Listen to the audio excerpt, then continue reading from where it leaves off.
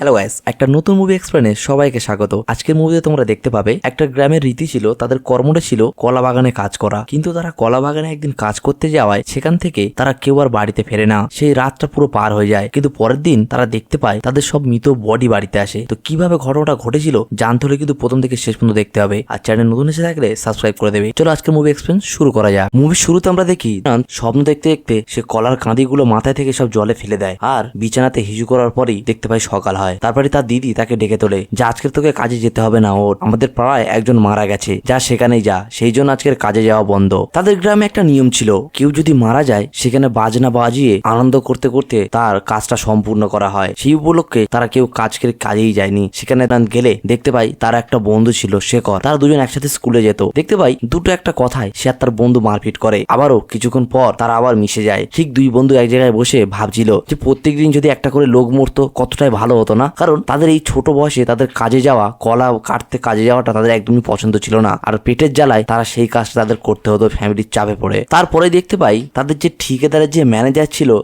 বাড়িতে এসে কিছু টাকা অ্যাডভান্স করে। তারা যে কলা কাটার কাজে যেত, তার দিদি, তার মা, সে সপ্তাহে দুদিন করে কলা কাটা কাজে যেত। সারা সপ্তাহে স্কুল করতো আর দুদিন ছুটি থাকলে সেই হিসেবে যেত। কিন্তু সেই ম্যানেজারকে তার মা বলে যে দাদা, আমার ছেলেও আজ তো কাজে যায় সপ্তাহে দুদিন করে, যদি ওর জন্য কিছু অ্যাডভান্স করে দিতে তাহলে আমাদের পরিবারটা আরো ভালোভাবে চলতো। তার মুখের দিকে তাকিয়ে দিয়ে দেয়। অ্যাকচুয়াল তাদের কাজটা ছিল তাদের গ্রামের সমস্ত পরিবারের লোক খুব দুর্ভিক্ষের মধ্যে দিয়ে দিন কাটাতো। তারা একটা লরি আছে, সেই লরি বোঝাই করে তারা বড় বড় কলা বাগানে যেত। সেখানে যাওয়ার পর সেখানে কলা কেউ কাটতো, কেউ মাথায় করে আনতো। এইভাবেই তাদের দিনটা কেটে যেত। আর সেখান থেকে যেটুকু টাকা ইনকাম হতো সেইভাবেই তাদের পরিবারটা চলতো। তারপরের দিন আমরা দেখতে পাই দুই বন্ধু স্কুলে গেছিল। সেদিনকে ছিল স্কুল ডে। স্কুলে যাওয়ার পর দুজনা ছবি আঁকতে আঁকতে দুজনের মধ্যে গান করতে করতে সে একটু জোরেই গান করে ফেলে। কিন্তু সেই জায়গাটা টিচার জানতো না। তারপরে টিচার এসে তাকে বকাঝকা করার পর তাদেরকে দুজনা নীল ডাউন করে বাইরে বার করিয়ে দেয়। ঠিক সেই সময় ওখান থেকে পুঞ্জতি নামে একটা ম্যাডাম, তাকে খুবই ভালোবাসতো, মানে মনের দিক থেকে তাকে দেখে একটু অন্যরকম ভাবে ক্রাশও খেয়ে গেছিল। সেই ম্যাডামটা যাচ্ছিল, তো যেতে যেতে হঠাৎই ম্যাডামের কাছ থেকে একটা রুমাল পড়ে যায়। সেটা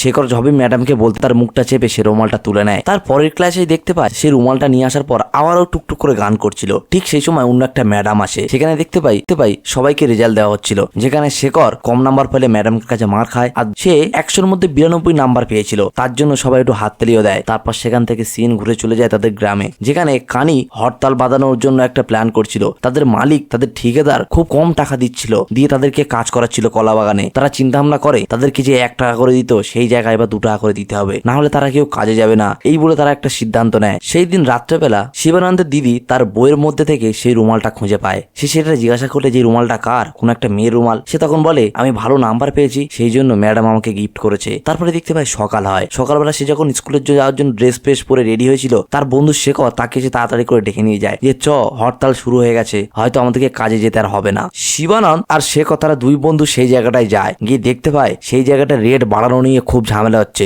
আর বড় লোকরা বাচ্চাদেরকে সেখান থেকে তাড়িয়ে দেয়। তাদের স্কুল ড্রেস থাকায় তারা সেখান থেকে স্কুলে চলে আসে। দেখতে পাই স্কুলে আসার পরে স্কুলের হোমওয়ার্কের খাতা যখন চেক করছিল ম্যাডাম, ঠিক সেই সময় শিবানন্দের খাতার ভিতর থেকে একটা রুমাল পায়। শিবানন্দকে জিজ্ঞাসা করলে সে বলে এটা আমার দিদির। ঠিক সেই পাশ দিয়েই যাচ্ছিল সেই ম্যাডামই তখনকে ডাকলে ম্যাডাম এসে বলে ম্যাডাম এই দেখো, এই শিবানন্দ বলছে এই রুমালটা নাকি তার দিদির, আর সে তার দিদির স্মৃতি হিসেবে তার খাতায় রেখে দিয়েছে। তখনই ম্যাডাম রুমালটা দেখে বলে এই রুমালটা তো আমার। শিবানন্দ কোথায় পেয়েছে রুমালটা? শিবানন্দ কথা ঘুরিয়ে বলে এটা আমার দিদি আমাকে গিফট করেছে। বিশ্বাস যদি না হয় আমার বন্ধুকে জিজ্ঞাসা করো। সেখানে তার বন্ধুও তাকে সাথ দেয়। এমনকি সে কথাটা প্রমাণ করার জন্য শিবানন্দ সেখানে তার মায়ের দিব্যি পর্যন্ত খায়। তো ম্যাডাম দেখতে পেলো যে শিবানন্দ মিথ্যা কথা বলছে। ম্যাডাম কোনো কিছু না বলে সেখান থেকে চলে যায়। পরে দেখতে পাই স্কুল ছুটি হলে শিবানন্দ আর যখনই বাড়ি ফিরছিল, ঠিক দুজনে একটা জায়গায় যায়, যেখানে গিয়ে শেখর বলে তুই তো তোর মায়ের নামে দিব্যি খেলি, কোনোদিন মায়ের নামে দিব্যি খেলে মা কিন্তু বাঁচে না। কিছুদিন আগে আমাদের পাড়ায় একজন দিব্যি খেয়েছিল একজনের নামে, কিন্তু সে মারা গেছিল। তোর মা যদি মারা যায়। শিবানন্দের বুকে ভয় চলে আসায় সে ছুটে গিয়েছিল ম্যাডামকে রুমালটা আবারও রিটার্ন করার জন্য। কিন্তু সেদিনকে দেখতে পাই সে আর রুমালটা রিটার্ন করেনি। বাড়ি ফেরার পথে তাদের যে সাথে কলা বাগানে কাজ করতে যাওয়া একটা কাকা, সে তখন শিবানন্দকে বলে যে আমাদের হরতাল মালিক মেনে নিয়েছে, মালিক আমাদের 1 টাকার জায়গায় 2 টাকা করে দিয়েছে, আমাদের আবারও কাজে যেতে হবে। তারপরের দিনই দেখতে পাই স্কুলে যাওয়ার পর শিবানন্দ সেই রুমালটা সেই ম্যাডামের কাছে ফেরত দিতে গেছিল। ম্যাডামের কাছে গিয়ে বলে ম্যাডাম আমাকে ক্ষমা করে দাও, এই রুমালটা তোমারই, আমি মিথ্যা কথা বলেছি, আমার কাছে আমি রুমালটা রাখবো বলে। ম্যাডাম সব ঘটনাগুলো শোনার পরই রুমালটা আবারও তার কাছে ফেরত দিয়ে দেয়। সে তো খুশিতে ছুটে গিয়ে তার বন্ধুর কাছে গিয়ে বলে আরে ম্যাডাম রুমালটা ফেরত নেয়নি জানিস, সব কথা সকলই ম্যাডামকে বলেছি। ম্যাডাম বলে রুমালটা তুমি তোমার কাছেই রেখে দাও। শিবানন্দ ভীষণ খুশি হয়ে গেছিল রুমালটা পেয়ে। স্কুল ছুটির পরেই শিবানন্দ আর শেখর দুজনে মিলে প্ল্যান করে, কারণ তার পরের দিনই ছিল কলা বাগানে কাজ করে যাওয়ার দিন। সেই জন্য শিবানন্দ তার পায়ে একটা কাঁটা ঢুকিয়ে পায়ে থেকে রক্ত বের করার প্ল্যান করে। আর সেখানে সে বলে তার বন্ধু শেখর, আমি বলবো আমার পায়ে লেগেছে। সে কোনো কিছুই করে না। সে বাড়িতে গিয়ে বলে, মা আমার পায়ে খুব লেগেছে, আমি হাঁটতে পারছি না। তার মা গরম একটা জিনিস নিয়েছে তার পায়ে মারলে সে বলে, তুই নাটক করছিস, মিথ্যা কথা বলেছিস না। তারপরেই দেখতে পাই তার মা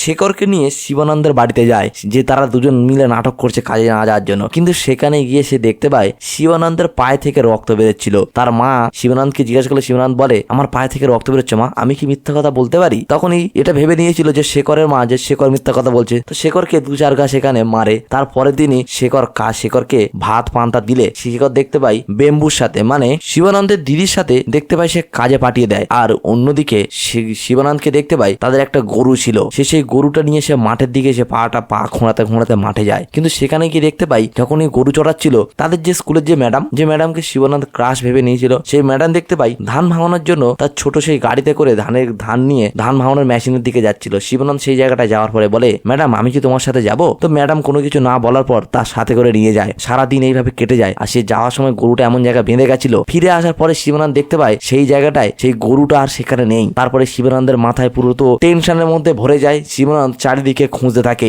দিন পার হয়ে যাচ্ছে, দুপুর পার হচ্ছে, সে গরু খুঁজে পায় না। গরুটা ওখান থেকে ছেড়ে গিয়ে অন্য একটা মালিকের বাগানে ঢুকে যায়। সে গরু খুঁজতে খুঁজতে এমন একটা জায়গায় কলা বাগানের কাছে গিয়ে পড়ে যেখানে পুরো ক্লান্ত হয়ে যায়। তারপরে দেখতে পাই কানি পিছন থেকে এসে তাকে বলে, শিবানন্দ তুই এখানে কি করছিস?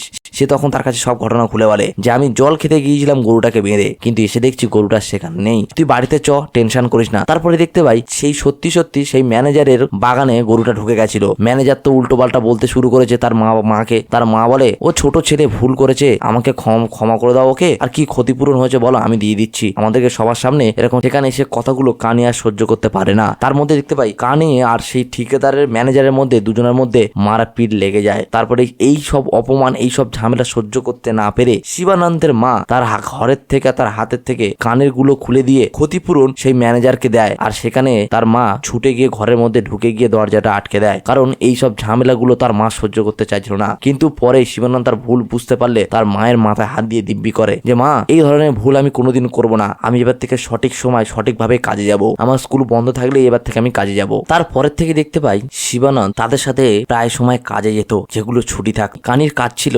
বাগানে গিয়ে কলা গাছটা কেটে দেওয়া, কিন্তু মাথায় করে সে বইতো না। কিন্তু তার যে জায়গাটা ছিল সেই ঠিকাদারের ম্যানেজারের সাথে ঝামেলা করেছিল বলে তার জায়গায় অন্যজনকে ঢোকানো হয়েছিল, আর কানি সেই জায়গা থেকে সরিয়ে দেওয়া হয়েছিল। তো কানি বেম্বুর দিকে, মানে শিবানন্দের দিদিকে মনে মনে ভালোবাসতো, সেই জন্য তার মনের দিকে তার দিকে তাকিয়ে সেই জায়গা থেকে কাজটা ছেড়ে যায় না। আর অন্যদিকে দেখতে পাই ম্যানেজার ঠিকাদারের সাথে কথা বলে বললো যে, মালিক এবার থেকে তো কাছাকাছি কাজ করছি না, অনেক দূরের বাগানে এসে মালপত্র বইতে হচ্ছে, গাছ কাটতে হচ্ছে, সেক্ষেত্রে লেবারদের জন্য যদি একটা এক্সট্রা গাড়ি হতো তাহলে খুবই ভালো হতো, কারণ এখান থেকে যেতে অনেক রাত হবে।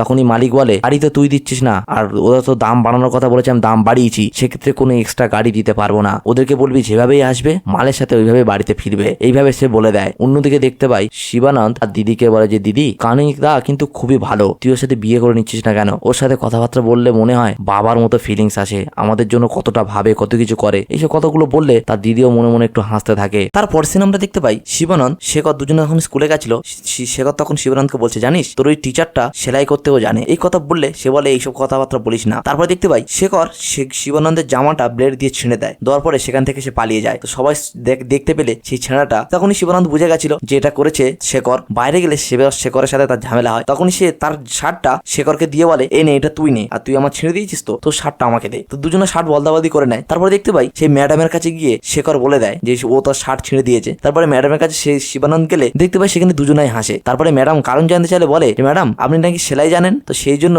শিবানন্দ ইচ্ছা করে শার্টটা ছিঁড়ে দিয়েছিল, যাতে আপনি সেলাই জানেন কিনা সেটা জানার জন্য। তো এই কথা বললে ম্যাডাম বলে, ঠিক আছে শার্টটা দিয়ে যাও, আমি তোমাদেরকে সেলাই করে এনে দেবো। শিবানন্দ স্কুল থেকে যখনই বাড়ি আসে, বাড়ি এসে দেখতে পায় তার মায়ের খুব শরীর খারাপ। তখনই তার মা তাকে ডেকে পাঠায়, শিবানন্দ আমার কথা তুই শুনবি না, আমার তো এত শরীর খারাপ, আমি 2-3 দিন কলা বাগানে যেতে পারবো না, তুই আমার হয়ে যদি স্কুলটা ছুটি করে 2 দিন কাজ করে দিতিস খুবই ভালো হতো। শিবানন্দ দেখতে পায় রাগ দেখে সেখান থেকে উঠে যায় আর বলে, যখনই দেখি মা তুমি শুধু কাজ বলো, আমি স্কুল ছুটি করে কোনো কাজে যেতে পারবো না, আমি স্কুলেই যাবো। তারপরের দিন স্কুলে যাওয়ার সময় স্কুলে গিয়ে সে যখন ইউনিফর্ম পরে যায়নি, স্কুলে সেই ম্যাডামের কাছে গিয়ে দেখতে পাই সে সেখান থেকে ম্যাডামের কাছ থেকে সে তার শার্টটা নেয়, ফাটা শার্টটা, আর ম্যাডামকে গিফট হিসেবে কিছু মেহেন্দির পাতা দিয়ে আসে। ক্লাসরুমে আসার পর স্কুলের সে রেজাল্ট দেওয়া হয়েছিল যেখানে গার্জেনের সই করতে হতো, ঠিক সেই সময় নোটিশ আসে, সেই ম্যাডামও এসেছিল যে স্কুলের তো অ্যানুয়াল ফাংশন আছে, তো কে কোন জিনিসে অংশগ্রহণ করবে। তো দেখতে পাই সেখানে সবাই ফেল করেছিল, সেক্ষেত্রে বলে এখানে যারাই পাস করেছে একমাত্র সেই পার্টিসিপেট করতে পারবে। তো দেখতে পাই সেখানে একমাত্র ক্লাসের মধ্যে পাস করেছিল শিবানন্দ। তো শিবানন্দকে জিজ্ঞাসা করলে সে বলে আমি ডান্সে ভাগ নিতে চাই। সে বলে তুমি ম্যাডাম জিজ্ঞাসা করে তুমি কি ডান্স পারো? সে বলে আমি পারি। তখন পাশ থেকে আরেকটা ম্যাডাম বলে ও যেরকম বদমাইশি করতে পারে ঠিক তেমনি পড়াশোনাও করতে পারে। ম্যাডাম তখন তাকে বলে যে কালকের শনিবার আছে, কালকের স্কুল ছুটি, সেক্ষেত্রে তুমি বাড়িতে থাকবে না, কালকের ছুটির দিনে তুমি চলে আসবে, তাহলে আমরা রিহার্সাল করবো, প্র্যাকটিস করবো। শিবানন্দ স্কুল থেকে বাড়িতে গিয়ে দেখতে পায় তাদের যে গরুটা ছিল সেই গরুটা তার মা দেনার জ্বালায় সেই গরুটা বিক্রি করে দেয়। সে সেই রাগ দেখিয়ে দেখতে পাই রাত পর্যন্ত একটা জায়গা বাইরে বসে থাকে। তার দিদি তাকে ঘরে ডাকতে আসলে সে ঘরে আসে না। তারপর তার দিদি বলে তুই যদি ঘরে না আসিস তাহলে আমি তোর সাথে কথা বলবো না, আর তোকে বলেছি মেহেন্দির পাতা নিয়ে আসতে, তুই এখনো পর্যন্ত সেটা আমাকে এনে দিলি না। তারপর দেখতে পাই তার দিদি তাকে মানে শিবানন্দ তার দিদিকে মেহেন্দির পাতা দেয়, আর তার বাবার স্মৃতি হিসেবে তার কাছে একটা সিম্বল ছিল যেটা কিনা কোনো পলিটিক্স এর হবে হয়তো মেবি। তো সেইটা সেই শিবানন্দ বলে এটা আমি অনেক দিন থেকেই কানিদাকে দেবো বলে ভাবছি, কিন্তু দিতে পারছি না, আজকের আমি কানিদাকে দেবো। তারপরে দেখতে পাই সেই মেহেন্দির পাতা আর সেই ছোট স্টিকারটা সে নিয়ে ছুটে গিয়ে সেই কানির বাড়িতে যায়। যার পরে সেটাকে কানিকে দিয়ে বলে যে আমার দিদি তোমার জন্য মেহেন্দির পাতা পাঠিয়েছে, তুমি কিছুটা নাও আর কিছুটা দিয়ে দাও, দিদি এটাকে তোমাকে পড়তেও বলেছে। আর সেই সিম্বলটা স্টিকারটাও দেয় তাকে, আর সেটা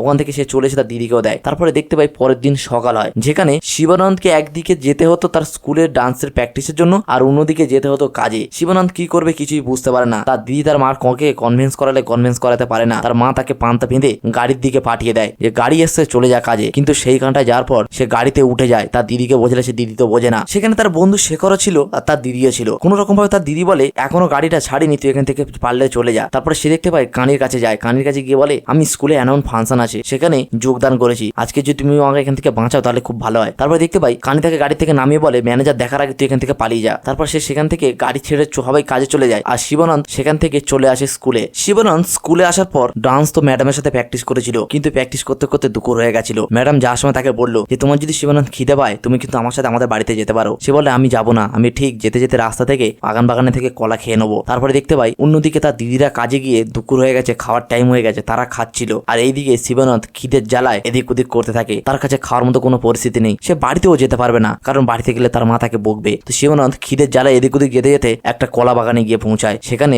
কলা খুঁজতে খুঁজতে কোন রকম ভাবে একটা গাছের কাঁদি থেকে একটা পাকা কলা দেখা পায়। তো সেটা যখনই সে লাভ মেরে কলাটা পেড়ে খাচ্ছিল, ঠিক সেই সময় কলার মালিক ঢুকে এসে তাকে শিবানন্দকে মারে যে আমার বাগানে কলা চুরি করছিস, আমার কলা নষ্ট করছিস। তো মারধর করলে শিবানন্দ সেখান থেকে কোন রকম ভাবে তার কাছ থেকে পালিয়ে যায়। তো শিবানন্দ খিদে সহ্য করতে না পেরে সেখান থেকে দেখতে পাই সে চুরি করে বাড়িতে আসে। বাড়িতে এসে যখনই এক মুঠো ভাত বার করে খাচ্ছিল, ঠিক সেই সময় তার মা দরজাটা খুলে তাকে দেখে ফেলে। তার মা তাকে জিজ্ঞাসা করে যে কি রে তুই কাজে যাসনি, তুই চলে এসেছিস? সে তখন তার মাকে বলে আমি কাজে আজকে যাইনি মা, আমি স্কুলে গেছিলাম ডান্স প্র্যাকটিস করতে। তার মা তাকে এই কথাগুলো শুনলে তার মা আরো রেগে যায়। তার মা তাকে মারধর করে বলে তুই ডান্স প্র্যাকটিস করতে গেছিস, এখানে টাকার জন্য আমরা হাও মরছি, দেনার জ্বালায় মরছি, তুমি ডান্স। তো তার মা তাকে মারধর করলে সে ভাতটুকু না খেতে পেয়ে সে সেখান থেকে বাড়ির থেকে পালিয়ে যায়। তারপরে দেখতে পাই রাত হয়ে যায়, সে সেখানে একটা মাঠে শুয়ে পড়ে। তারপরে সিনটা ঘুরে দাঁড়ায় যে পরের দিন সকাল হয়। সকাল হলেই শিবানন্দ দেখতে পায় বাড়ির দিকে আসে। সেখানে আসলে দেখতে পাই বাড়িতে পাড়াতে দুর্ঘটনা ঘটে গেছে, সেখানে কিছু লোক মারা গেছে। শিবানন্দ দেখতে পেল তার যে বন্ধু শেখর ছিল সে মারা গেছে।